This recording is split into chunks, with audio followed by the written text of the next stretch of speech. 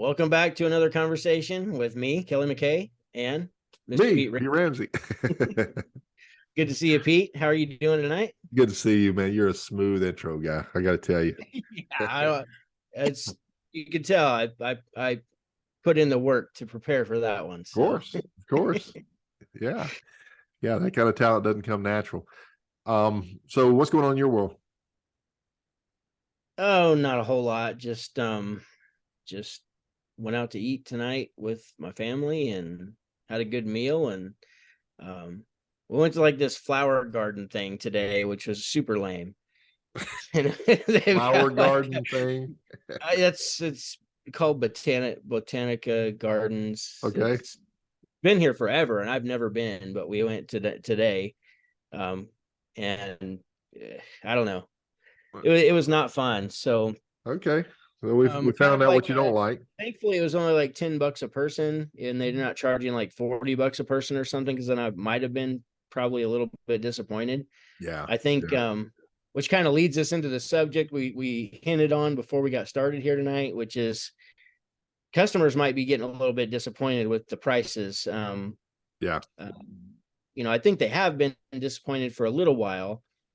Um, I know I have, and maybe you're the same way at this point, Pete. I don't know, but anytime I take like a vehicle, let's say, because I had like 12 vehicles with my business, 12 or 13 vehicles. And it's like every time I had to take a vehicle into the shop, I expected to pay Yeah. no less than $500 every time. Right. If I need a call, I'm not a plumber. I don't do plumbing work. I don't pretend to do plumbing work. I'm like one of those people that, like, I don't mow my lawn. I pay for somebody to mow. Anything that I can delegate, I delegate at this point in my life, because Yeah. I free up as much time as I can. Yeah. It's not that I'm lazy. It's just I know that my time can be better spent doing other things. And so I do the best I can with that. Sometimes it's hard, but I know every time I have to call a plumber, it's going to be at least $500. Like I just know that that's what it's going to be. And I know at this point it's getting even, to be even more expensive, because I mean, you look at like a combustion motor replacement. Like you used to be able to do that for how, geez, I mean, this is going to date me, but like, you'd used to be able to do it for like $200 or $250, maybe even less than, if you go back Yeah. even further, right, Pete? Yeah. Or they didn't even have combustion motors back Oh here. yeah. Yeah. Right. Thank you. So you know what I'm saying. So it's like a Ouch. combustion motor used to be like, and then it went to like $500-600, and True. that's been kind of the normal. Well, now it's like, I mean, in order to make money on service, you've got to charge so much, and I mean, you just have to. It's just the Sure. way it is. It's nothing Yeah. we can really nothing we can do about that. It's just the way it is. So Especially with labor being way more expensive than it used to be, also because you've got to pay for that. Like, we pay a lot more now. All the business owners out there are paying a lot more now than they used to for the skill and the experience, they are. which I think is honestly a great thing for the industry. But where I'm going with this is that, you know the price is going up, and it keeps going up, and I think customers are, especially customers who have, really tight households, as far as like they're already, trying to scrape two pennies together. What's that old saying? Like, scrape two pennies together and make a nickel. Yeah. I mean, it's like that's what's happening. And I don't think everyone's, I honestly don't believe everyone's affected by this. Maybe has been a little more subtle compared to some areas. Some areas I think are affected tremendously. So, but we started talking about customer service and how that went, and you were talking about taking vehicles into the different places, because you've lived different areas of the world. Yeah. Yeah. I was in the military. I moved around a little bit, but recently I moved to Latin America. I lived in Colombia, and when I saw the way heating and air conditioning was done there, I thought, wow, that was weird. And then we're in Panama now, and Panama's it's very Americanized, hugely Yeah. Americanized. Because we got the canal, we got a military base here, we had a U.S. presence forever, and there's a big retirement community down here. A lot of Americans, a lot of Canadians. So the day started off today, and I had an appointment to go. What happened is I've got this Nissan, and the transmission is starting to like slip a little bit before it'll go into drive. It wants to delay before it actually catches it. And I noticed it was getting a little worse. And I thought, well, maybe I'll do a transmission fluid flush, because I understand that a lot of times that will, there's get some debris down in there and it won't catch right, but it'll flush that on out. But I'm not an automotive guy. I'm a heating and air guy. So I'm not certain on that, but the mechanic said it can't hurt. So this is what he said. He said, okay, go to this store over here, and here's the transmission fluid that you're going to need for your vehicle. And I said, well, let's go ahead and do the motor oil. And he says, well, here's the motor oil, and here's the filter, right? And when you buy that, bring it to me and I will install this. Well, this is different than Jiffy Lube, right? Where everything's there and they just, you just pull in one side and you pull out the other and you're gone in a matter of minutes. Well, this was a 2-hour ordeal, Latin America. But, and there was some complications. But the point is, he's sending me to go buy my own parts. And I've seen this already before. I had my front end was acting up, so I ordered the parts on Amazon. They came in, the mechanic come in and put it in. I had the alternator was going out because I kept losing the battery, so I went and bought my own alternator, brought it back to the mechanic. So I'm like, these guys are lazy. They just want to run me around to do all their parts shopping for them, but they get no markup. And so it dawned on me ultimately with what we're seeing as to how, why this is how it is in these other countries. And this has been a customer driven scenario based on countries that don't have a lot of money. And so they're looking for ways they'll go buy their own, like in Colombia, they had a store called Éxito. Éxito is kind of like a small Walmart, if you will, and you get everything there. They have a whole thing for mini splits. They advise you on what size you need. You buy it, and then you call a heating and air guy, and he'll come put it in, and he'll put it in for wages, basically. I mean, I'm seeing these guys on a motorcycle ride down the street with a jug of R22 strapped to the back, a set of gauges with 2 hoses, right? The middle one and the low pressure, and that's it. So, and then it kind of all came full circle. So I'm talking to my customer in Orlando, and I'm like you, I work with heating and air conditioning business owners all over the United States. And he's like, Pete, he says, the customers are just, I actually wrote it down. Customers are not that easy anymore. And so, well, what do you mean? He says, well, they're on the fence and they're hemming and hawing and they want to do it, but then there's this and then there's that. And I'm starting to get these calls. Like a guy calls me out and he wants me to run just a line set on a mini split he ordered for himself.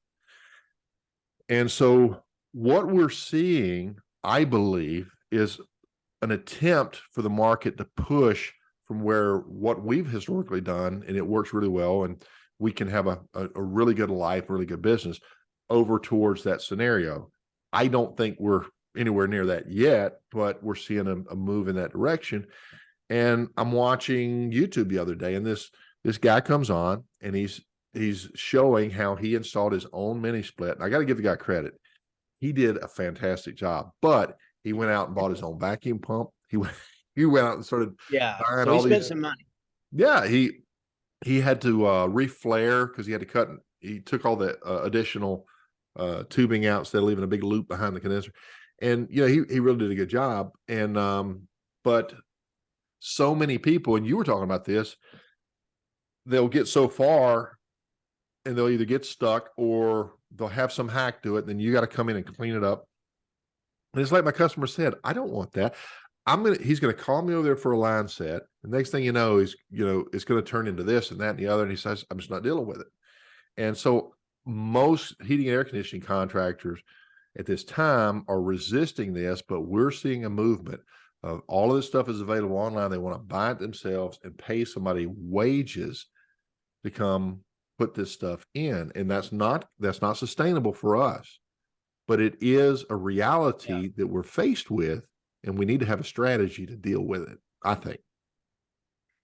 I mean, you also have to think about how many other customers there are out there. I mean, there's a ton. I mean, basically every single household and building, I mean, is a potential customer. So thankfully we have a lot of options there. I personally just, well, this came through trial and error and take, the lesson, the going to the school of hard knocks. Okay. Let's just put it that way. I tried to do things like that for people. I would like, oh, we got this furnace. Can you install it for us? Sure, we'd do it. And inevitably, it would always bite me in the rear end. Like something was wrong with the gas valve, right? And now it's like, whatever. I'm just talking about like on a furnace, but especially for a condenser, like swapping out a condenser. If one of those valves are open, for instance, and it gets contaminated, like forget it. That thing is ruined. Yeah. But I tried installing them for people, and it just turns into an absolute nightmare every time. Yeah. And if you go to somebody who bought their own equipment and you hook it all up and you turn it on and there's something wrong with the compressor, whose fault is it? Yeah. Exactly. I know because I'm a professional that it's not your fault because you just came to install it. But they'll be convinced of the opposite. Yeah.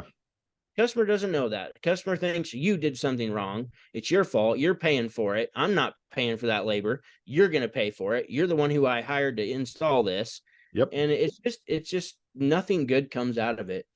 Well, so those are two different extremes, and you alluded to something that there's a lot of other customers out there. So there's an area of customers that are moving in this direction. They're trying because to be quite blunt, the money that they make does not have the same spending power that it did. And you alluded to how everything's going up. I mean, my customer in Orlando, he said the same thing today. He says, man, what we did for $5,000 2 years ago, we got to have 7 right now. I mean, it's just the same thing. And we've seen unprecedented price increases from the manufacturers, and we're seeing shortages, and we're seeing the cost of living going up and everything else. So there's definitely financial pressure. And what I'm teaching my customers to do is you're going to have to appeal specifically to high-end customers if that's who you want to target. If you don't want to, but you know what? Everybody's going to be going after those customers that can afford, and they do want it done right and everything else. So it's the game is changing, and I think that the amount of psychology that you put into this is going to be directly proportional to the success that you're going to get out of it. And I think that's it's going to take. We're going to have to raise the game. We're going to raise the bar on and improve our game. I think you and I have been on the same plane here with this concept since day one. Like you got to do something above and beyond what your competition does. There's no question about that. And I think it's, I'm glad, honestly, I'm glad that it's going to get harder and harder for, for cheap people to stay in business. Because here's the thing, if you're not charging enough already, if you pay more for your parts, you're going to go out of business a lot faster than you did when the parts were a little bit less. So I think because if that can make sense for you, it makes sense to me. I don't know if that makes sense to you, but like what I'm saying is the cost of fuel, for instance, let's use that. People aren't putting a direct cost of their fuel into the bill, what they bill a customer. Could be. Well, they should be, but most aren't. Are like, the 95, whatever, however, the 85% who are going to fail in the first 5 years, those people aren't doing that. And so when they don't do that and the cost of fuel goes up and they're continuing to do the same parts multiplier or whatever they're doing to come up with their price, Yeah. they're actually walking away from every single job with less and less money. And the busier they get, it compounds. So like by the end of the summer, you think you're rolling in dough, but as soon as that phone stops ringing, you're in trouble. And you Yes. realize just how little that you made throughout the whole summer. So that's Yeah. kind of a good thing, I think, as far as like just to weed out some of the people who just shouldn't be doing, they're Right. literally bringing the entire market down because of their ignorance. Yeah. Yeah. That's a good way of putting it. That's an excellent way of putting it. And consumers will, they have a consumer mindset. First of all, they don't understand what your costs are, what my costs are. They don't understand how we arrive at this price. All they know is that this other company charged this, you charged more. And we discovered this when we started doing our reviews. Customers, I'm sorry, I call them customers, HVAC business owners who tend to charge less than the bigger companies in their reviews had high praise on their honesty and integrity, as well as the affordability of their pricing. Those two are connected. That tells you right now they're undercharging because these other, Yes. or else they're in a market and everybody else is overcharging. That's probably not the case, but and it does happen because there's a lot of big companies out there. They're just going for the juggler all the time, and the customers are getting tired of that too. So, but the point is that exactly what you said. When you have competition that really don't understand their numbers and they're hurting themselves, they're hurting the entire market because the consumers think that that is the market value of this particular, whatever it is. It could be a equipment installation. They're running these cheap promos online or what have you, or it could be a diagnostic fee. It could be anything. So, Yeah. a lot of Yeah. that stuff going on. Yeah. Yeah. I Good can point. see, I think, like I said, though, like I said before we got into this, like I still feel like there's several areas where this just has not been an issue. Like I've definitely got members who have just Right. been trucking right along, have not missed one beat through all of this. Like they're busier now than they've ever been. But I will tell you, they're doing things differently because they're doing what we teach, which is just different than just your run of the mill run and gun style business. And because of that,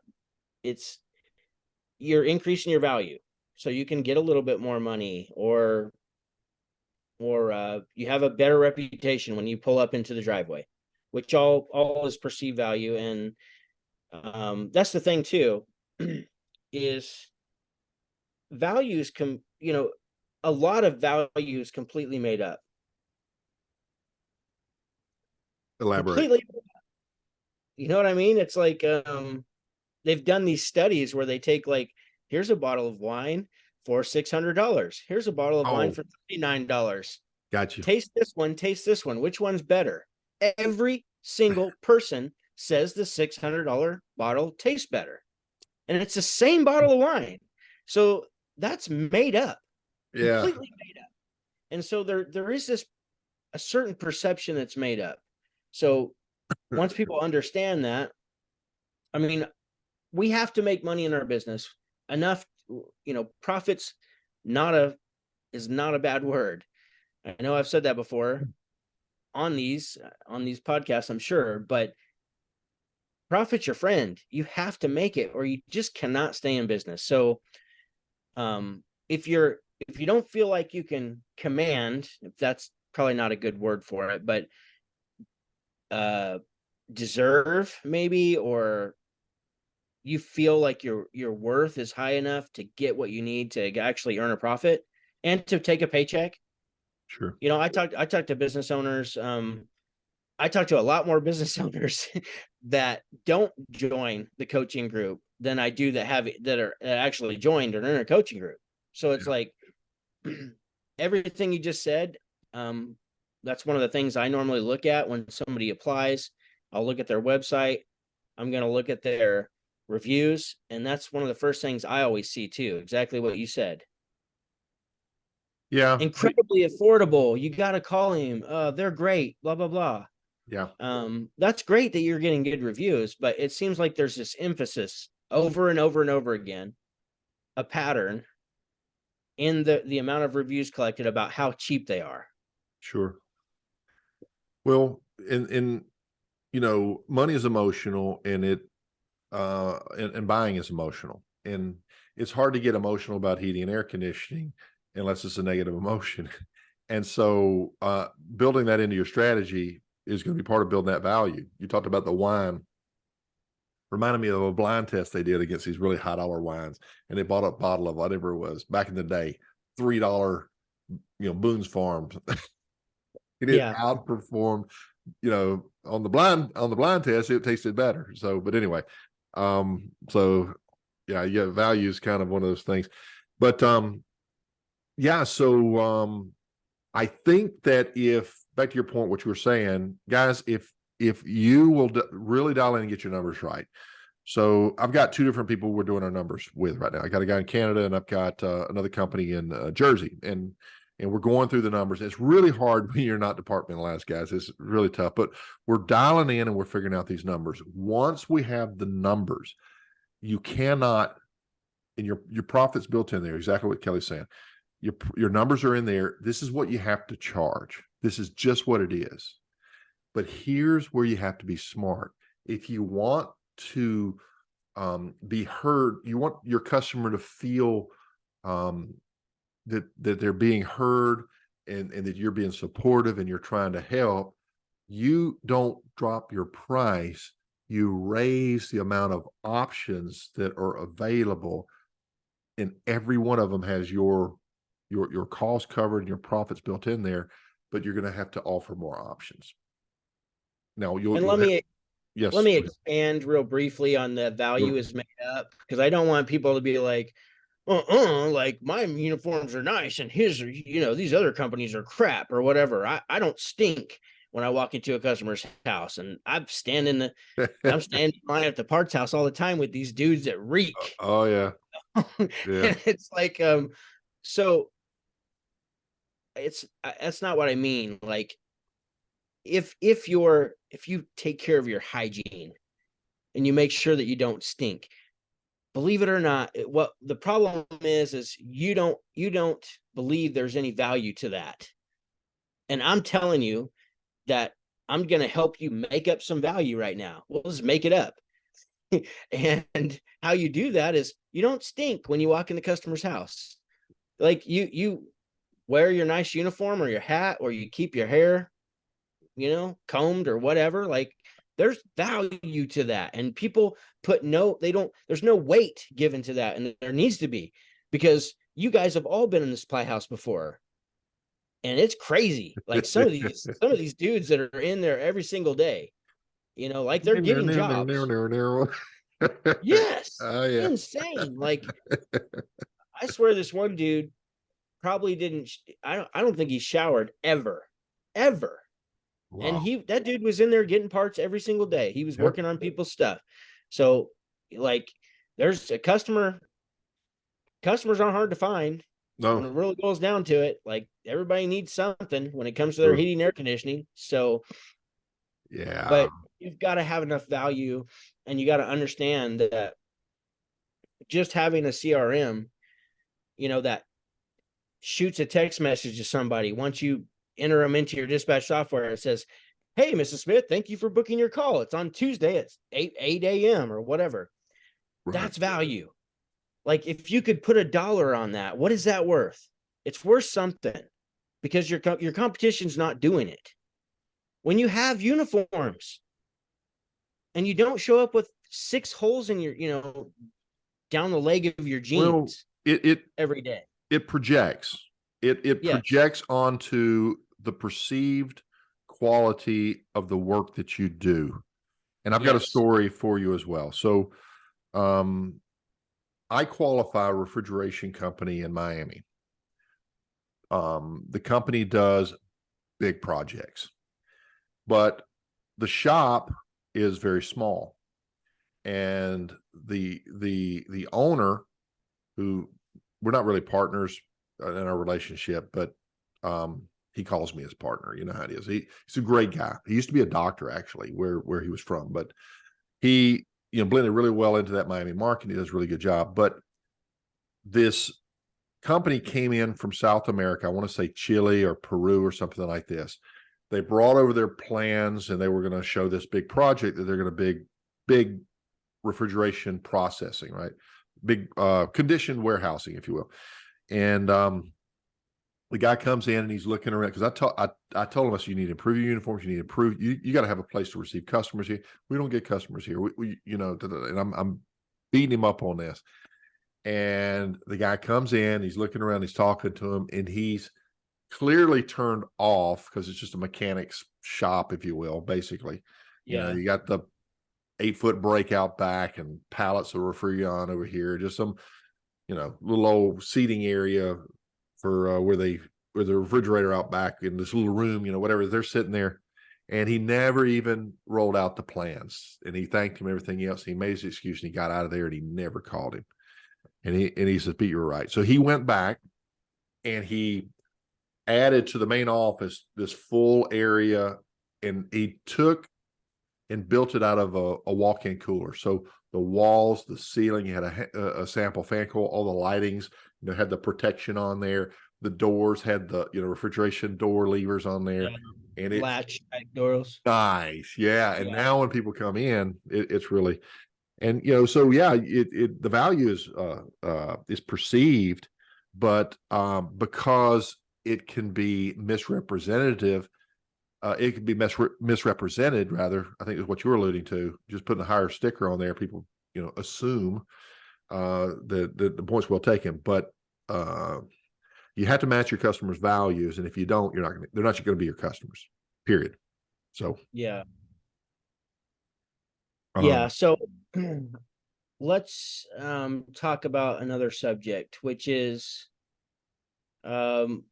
just weak-minded people, I guess, because I had a situation with one of my clients, and I shouldn't say I had a situation, he had a situation, and I think it's really common, and I know that I experience this in my business too, is you have people who are fragile. They're just fragile. And the first time that you have to write them up or have a conversation that's something a little bit less than friendly, because you've told them what needs to happen and they're not making it happen despite all the training and time and effort and energy that you've put into them, and you have, like, it's time to get serious type style conversation, and they just fold. Yep. Been there. Like, just absolutely fold in half. And I had this happen a couple of times to myself. And oftentimes, of course, I mean, we know that it's low self-esteem. There's no question about it. But one of the things that comes with low self-esteem is defensiveness. So first they fold and they crumble, then they start getting defensive once they separate, and then they're talking crap or they're whatever, acting out or whatever the case. So I guess let's talk about that for a moment. I guess, how do you deal with that? My first initial thing to deal with that, which I know, like, that's why human psychology is so interesting to me, is because I want to know what makes people tick. I want to know what makes me tick, and one of the things that, I've learned a ton about it, but this particular subject really baffles me in a lot of different ways. Because I feel like you can do the right thing with people and they'll still crumble. Yeah. Or fold. So the first sign of opposition, or the first sign of like some discipline, or some, not even discipline, I hate to even call it that. It's just like a correction, Right. like a correction. Right. Yeah. So one of the things I've been preaching for forever, and I know you're on the same page, is that your second biggest asset after your technical skill set is the relationship between you and your customer. It's really important. That's what keeps them calling you back, right? Well, like you and I talk about all the time, well, if you're the business owner, who are your customers? They're your employees as well, right? So And I call it internal and external. internal and external, love it. So Mhm. on your internal employees, that relationship is going to be really important. And so it's true. There are some people that, handle things differently than other. And a lot of times it's just really, um, it challenges you, the owner, and it requires you to be a little bit of a psychologist. And so one of the things that I'm thinking of um, as you're talking about this is every time, we do this on the mastermind groups all the time. Inevitably, there's a big problem with an employee, and the results are always the same: a policy change. And before you know it, you have a policy book. And before you know it, you have SOPs, and you have manuals, and this is what. And before you know it, you're the very company that you said you'd never be like, that you used to work for, because they were right, because they had all these Yes. rules. It's Yes. Yes. kind of like parents, before you know it, you're your parents, right? And You are it's not just kidding there. You are not kidding there. so, but it's true. So we have to have policies in place. So let's say that writing people up has been an issue in the past. And so you're thinking, well, I need to soften that. I need to prepare that. And so maybe a good policy would be, when you, on the onboarding, you sit down with your team, and with your new employee, and you say, listen, documentation here is really important to us. So when you go out, we use House Call Pro, we use Service Type, whatever we use, and we document everything. We want photos, and we write everything, because we won't remember. And I'm telling you personally, I went back on this job. It wasn't but last year, and I can't remember if it was the upstairs unit or the downstairs unit I changed that motor on. Unless I literally climb in there and look, then I can kind of tell, right? But all I had to do was take a darn picture, or write that model and serial number down towards this particular repair, and etc. So we document everything with our customers, and likewise, as a good managers, we document everything with our team. So every time we have a meeting, what I'm going to do is kind of write what we talked about, everything else, and I'll sign it, you sign it. That way, down the road, remember we talked about this, or, oh gosh, you're right, we didn't talk about that, because my memory's getting worse. So let's document everything. And so now the write up at some point in the future, well, that's just part of the process, and it's not as traumatizing. Perhaps that's what I was thinking as you were talking about that. Yeah. But but the problem is, if you have low self-esteem, if you have this person who's got low self-esteem, and you're flattering them, and you're building them up, and before you know it, they're prima donnas, and they think they're going to start dictating. All of a sudden there's a shift, and this is the way, they just come into their own to the point that's beyond reasonable, and they have to be humbled. Now you got the opposite problem. So Yeah, there's a balance, and I've talked about this before. I call it the Lasada line. It's Marshall Lasada. He was a Chilean mathematician, business Kelly in his books. business consultant. Yeah. It's really interesting that he Sure. found that, it's 3 to 1. You got to have 3 forms of praise or acknowledgement, whatever you want to call it, to every one write up or Okay. Yeah. I don't know, it's not necessarily a write up, but like a correction or something to that nature. Um, Demerit, so, demerit. That was the word. Yeah. and now I know people have said it's 5 to 1 actually. They recommend this in marriages too, like 5 to 1, but it can be, That's 10 to 1. But go ahead. well, it can actually be, there's something that's like the opposite of that. If you go too far and Yep. it becomes like 11 to 1, they found that's a tipping point where they're going to become a prima donna, and Yeah. like all of a sudden their entire attitude changes. But I literally just wrote about this, is there, I've talked about there's ways to praise people, so you have to Yeah. be careful on how you praise people. And I preach it and preach it, because I just made the mistake. You know how sometimes you got to make the same mistake over and over again before it actually clicks and you realize what you've done. That's what I did I by love this. praising the wrong way. Yeah. And if, Go ahead, yeah, finish that thought. well, real quickly, I'll just run through these very, very quickly. I would say things like, I remember literally sitting in a truck after we got done a long day's work. And man, I was like, man, Pete, I don't know what we do without you, man. I really appreciate all your hard work, man. Yeah. Thank you so much. Like I'm being just honest with you, and I'm just Sure. being, but man, I'm telling you, Planted that 2 days seed. later, the the Sure. entire attitude changes. All of a sudden there's this I always struggle with this word, but it's like, because I never can remember it, but like they're like, now they believe that, you know, I mean, things have changed. That's all I can say. Paradigm shift. It's the word.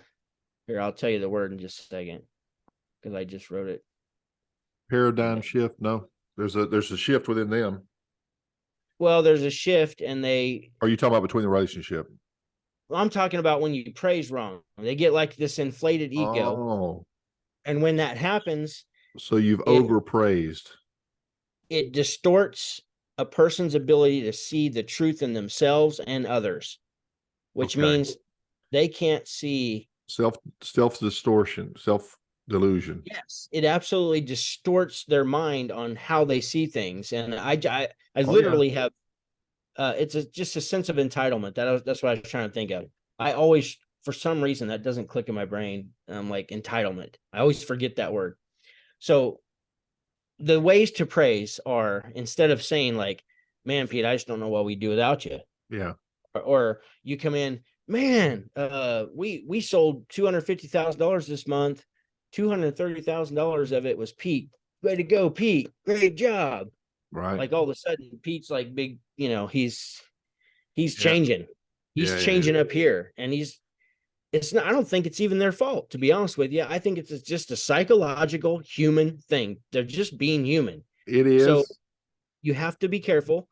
You And do. I call it pecs, PECS, like your pecs, like your chest muscles, right? Yeah. So Yeah. the P stands for progress. And the best way and easiest way to be able to make sure you're doing this right is to use the word. Use the Yeah. word. So I would say, Pete, man, I see how hard you're working. I can tell that you're making a lot of progress, and I really appreciate that. Sure. That's still a great way to praise somebody without saying, man, I don't know what we What do to do without you. without you? Yeah. Yeah. Yeah. And then so it's progress, it's effort, Yeah. and just use the word. Yeah. You put Say, forth a great effort. hey, I appreciate that. Yeah. yeah, you're putting a lot of effort into this. I can tell you really want to be great at this. Thank you. That's good. That's good stuff. That's good stuff. Choice, the choices they made. Pete, man, I know you had to work late last night. You didn't have to, you chose to. And I just want to know that I'm, I'm aware of the choice that you've made. And I know that that's what it takes sometimes to be successful in this business. So I just want to tell you I appreciate that. And then strategies. Yeah, you oh man, you just sold that job. Tell me more. What happened? How did you do it? Tell Yeah. me the Yeah. strategy you used. Sure. Was it that thing we trained on last week? What you know what I mean? Like I'm praising. It's such a subtle shift, but I'm telling you, it has a completely Well, different outcome. it's a transition from the person to the action is what I'm seeing. We're not talking about Yes. Kelly, you're so great. Yes. The progress is so great. Kelly, you're so awesome. Your effort is awesome. And Yes. so yeah, that's good. That's a And good when you plan. do that, when you do that, you don't create this sense of entitlement. They understand that, oh, okay, well, if I continue to put in this effort, I can keep getting praise. I can keep doing my job well. I can keep progressing in Sure, the company. sure, sure. It's Yeah, not just, oh man, I know I'm great. Like, look at all the money I make for this company. You guys don't even know. Like, it's a good thing I sold that job yesterday, Pete. So you guys have something to do today. Like Right. I had an employee say that to coworkers before. Like, what the hell is wrong with you? Just mental. Yeah, yeah, Just yeah. mental. Well, And yeah. yeah, you know, it is what it is. But I've always drawn this correlation with, you know, in social dynamics, which is the interaction between people. The way you're interacting with your customers, the way you're interacting with your internal customers, you talk about your employees, and relationships. And I love to use relationships, especially women. And, you know, in today's world, that's not so popular, but I'm old school. So, you know, is what it is. But if we've ever noticed when we guys, and I know we've got predominantly a guy audience, but women will appreciate this as well. When you have a high status woman, the guys will praise, "Oh, you're so pretty," and it turns them off, drives them nuts. And in fact, they do tests to see what they can get away with. They'll. I remember the story where this lady's walking and she's on the high heel shoes, you know, and she's on a date. She lets her shoe fly off, and he swoops down and slides the shoe back on her foot, and she says, "I hated him for that." You know, and it's this weird dynamic. And so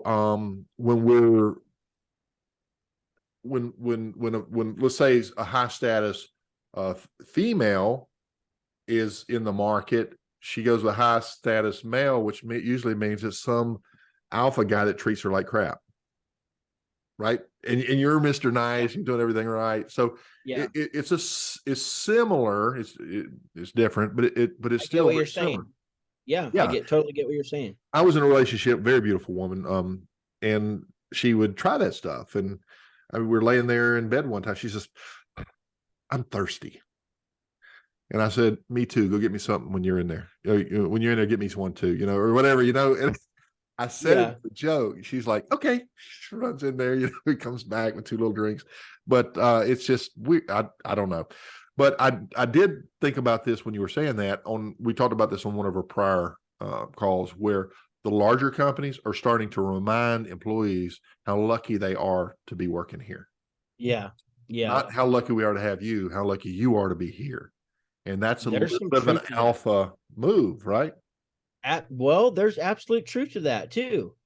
There are disorganized,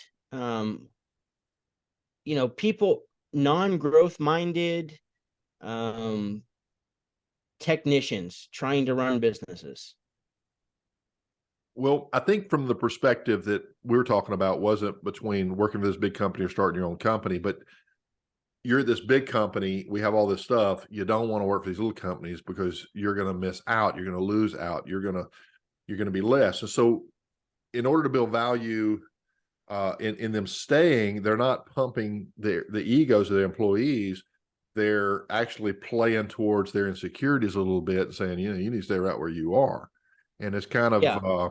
you know, it's weird what works. I don't know if that's working, but I don't disagree with it at all. Yeah. Because it's the truth. There are good companies to work for, and there's really crummy, crappy companies to work for, period. Yeah. And if you work for a company that's organized and they pay you to go to training and they're nice and friendly every day, it's a nice environment. You got uniforms, you got a decent van to drive. They work with you if you break a tool, and they're gonna, they're just fair. And if you're working for somebody who doesn't do those things, which a lot of these smaller companies aren't doing those things. True. I mean, you broke your tool. Well, it's your tool. You pay for it, Yeah. Yeah. I'm not going to help you with that. What are you, crazy? Like, and it's crazy how really good employees will stay with those people. Sure. So because there might be just a little bit of flexibility here or there, but the reality is if you're a really good employee anywhere, you will earn flexibility. Sure. Period. Just because you're good, and I don't mean like egoistic. I don't mean like that. Like, I mean like people will recognize you. They will recognize you and reward you for your effort. If you just, And even though sometimes it doesn't feel like it. Yeah. Yeah. Because a lot of people go underappreciated, and the bosses can take people for advantage until they're gone. And that happens, if you're, most of these That guys. happens too. Yeah. All of that happens. That's why Yeah. you got to pick the right company to work for. That, So you're going to one work of, for. one of the things, and back to your original, I don't know if it was a question or a statement, but how do you, deal with all these people and these different things, is to create the culture in advance with the values in advance and understand uh, the characteristics that are required. So within a given uh, um, commonality, maybe that's the word, is we only hire people that kind of fit in this culture. So if you're not a natural fit, you're not going to flourish here. You're just going to rebel. But if you're trying to bring a culture together out of something that you've never really taken control of, inevitably there's going to be rebels. There's going to be pushback, and so Yeah. inclusion in them is buy-in. That's skin in the game. That's a good strategy. And get your prima donnas in this. Guys, need you on this. We're going to develop a culture. We want it to be the best company in town. How do we do this? Right? What are our values? Da, da, da, da, and then they're in. But if you Yeah. top down that kind of stuff, it will backfire. You gotta Every book that I read says the same thing, that people care more now than they ever have about having a strong purpose. They want to yes. work for a company that has a purpose, a mission that's driven.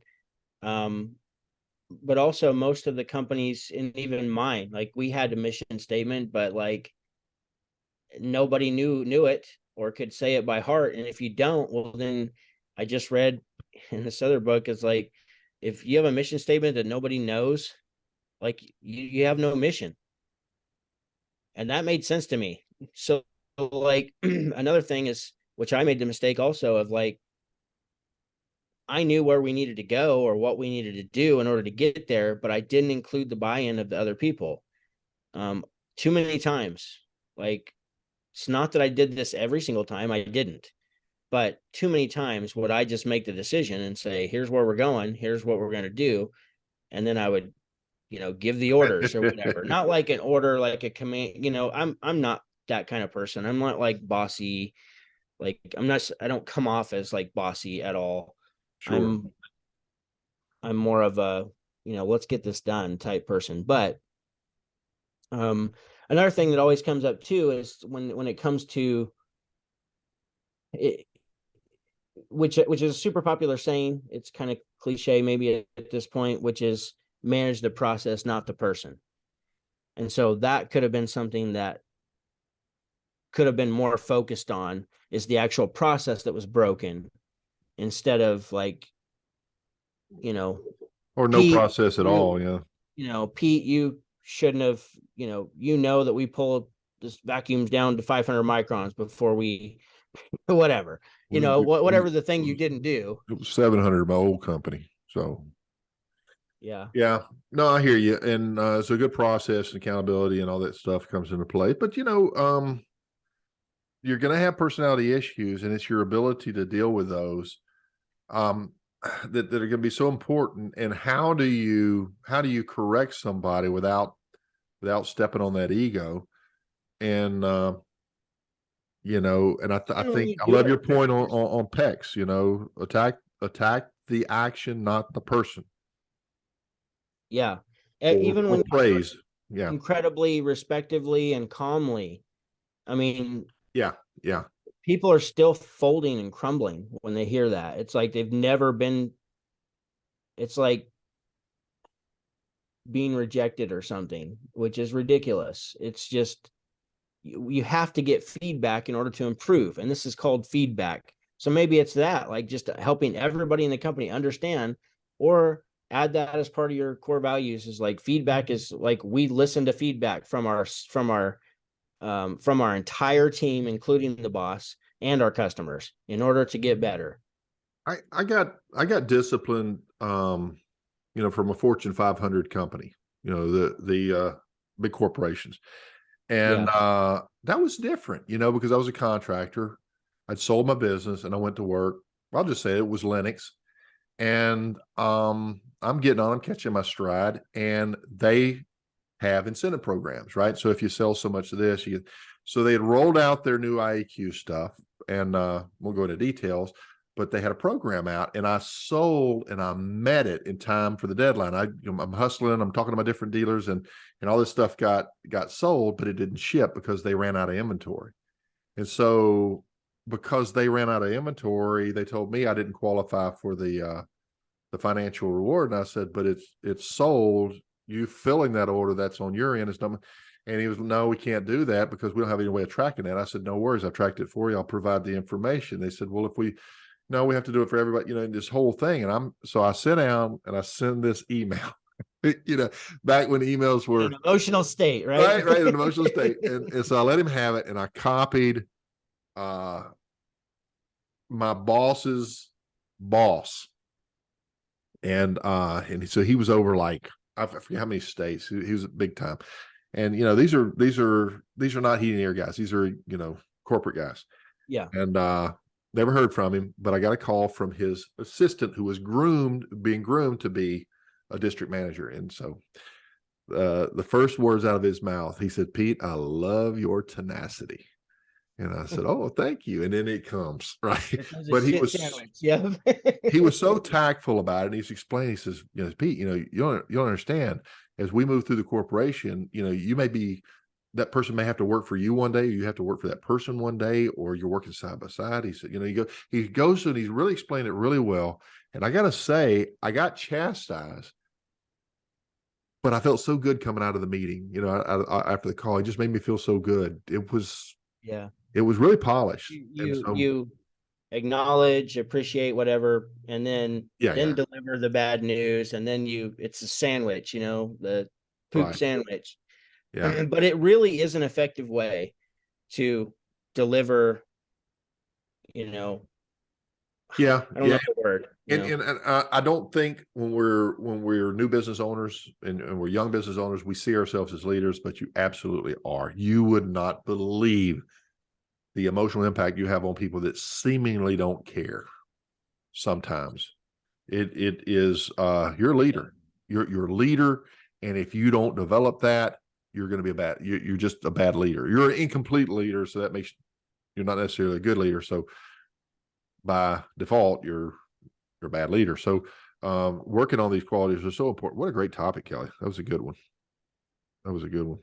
Yeah, it's something that everybody's dealing with, because they have people on their team right now that probably aren't a great fit. And every single time that somebody makes a decision to move somebody into a different position, or relocate them to a different company, not like physically, but allow the person the freedom to leave your company and go find something else that might be a lot better fit for them. Sure. Both parties always win if that's the case. Yeah. If they really aren't a good fit, and if things are just not working out, and you go ahead and let them go, it normally always works out in both people's favor. Works out in your favor. It does. Always works out in the other person's favor, because it gives them the freedom to just move on as well. It does. It does. But as a business owner who cares, we beat ourselves up and procrastinate, and we hold on to people too long, because for one, we're busy and we need bodies, just sometimes we need somebody to go show up at customers' homes for us. And so we'll hang on to somebody for too long. Yeah. For two, we have hearts where even if they don't work well as an employee, they still can be incredibly likable people that you care about. Right. And you don't want to see them go through turmoil. You don't want to see them go through, whatever, getting scared of not having employment anymore all of a sudden, which it shouldn't be all of a sudden. I'm not saying that. There should be a process to this. However, a lot of times it goes through the process and we just hang on to them. And it gets better for 1 or 2 weeks, because I made this mistake over and over again. Gets better for 1 or 2 weeks or a month, and then it just drifts right back into the same crap that was happening before you talked to them the first time. Yeah. But, I think fundamentally, it's a set of habits. You guys, I think that like I come into the basically two categories of customers when I'm working with them. And I always see it when it picks up. I have customers that are suddenly they want to prioritize a job ahead of our coaching session. And then I have those who prioritize the coaching sessions ahead of the jobs, and they all do in the beginning, but when it starts to get busy, they're like, well, I gotta Yes. go, Yes. and I think that that's a symptom of the way they run their business. They're out there chasing that work and they're really leaving this situation to age, and it's not going to improve itself. You gotta, Right. even if it's just one bite at a time, you got to eat that elephant, right? And so it's those daily discipline. I say this: if you cannot, excuse me for saying this, I'm going to offend some people. If you cannot set a goal like going to the gym and working out and see your way through that and see a major physical change, if you set out and you keep failing, you're not going to succeed at a business. It's the consistency. If you set out to do a diet, and you keep failing, you're not going to succeed at a business, because it's not the, do it when you feel like it people that succeed. It's the people that do it daily, regardless whether you feel like it or not, and they follow the structure and they get the results. And so it's the same thing with business. When you've got those basics down, and you can talk to Kelly or Petey, the one about this, here's what you got to be doing every day. Here's what you got to be measuring every week, every month, right? And from season to season on your transitions, here's how you do it. Once you have that structure in place, that part is automated. You just got to follow the plan. But then you have to rise above this. It's just easier not to. It's a lot easier not to. Yeah. But in the process, you're dealing with troubled employees, shifts in the market, economy changing, your competition, the pay going up, prices. There's a lot going on. So automate everything that you can. What is it? Automate, delegate, or eliminate? Delegate, eliminate. Yeah. So that's never been truer these days. But when you're a one-man show, I mean, get all this stuff into writing, so that when you hire somebody, they're not just sitting there sucking their thumb because they don't know what to do. Got to give them a process. But I feel like we've mentioned that once or twice before. I always recommend everybody go to the HR guy, Ian Shotanis. I always call him Shotness, but I know I'm saying it wrong. But that's how his name is spelled.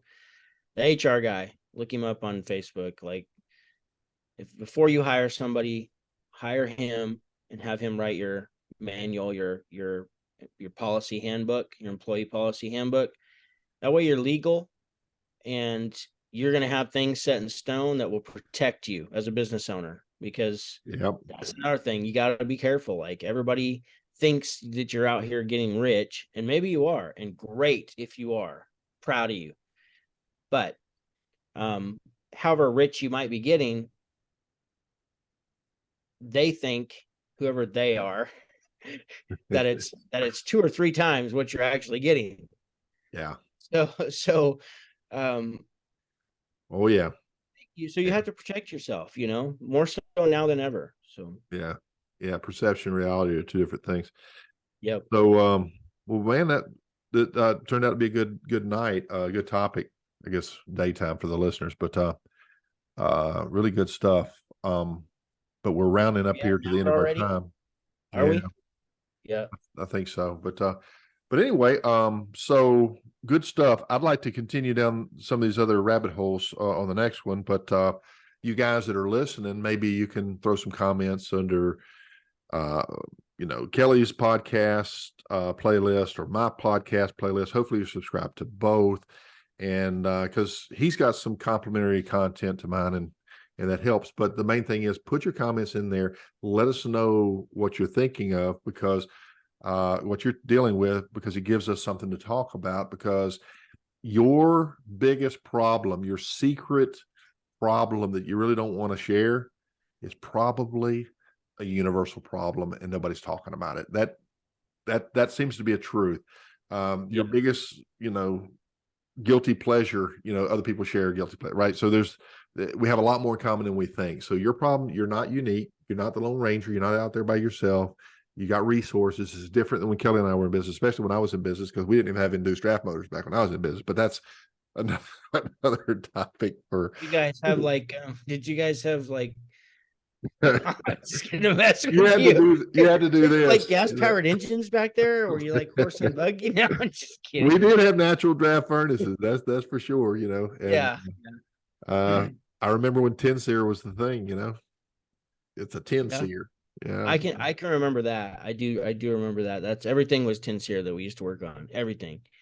Right. Well, I say everything. There was just the select few of these, the people who once spent a bunch of money to get a 12 seer. Right. Right. And that was like the big thing. But majority of units were 10.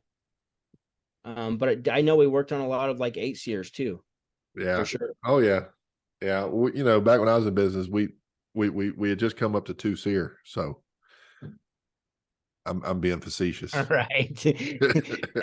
So on a side note, real quick, like just a little thing that I don't know where this came from, but I just learned it and I just ran with it and it makes sense.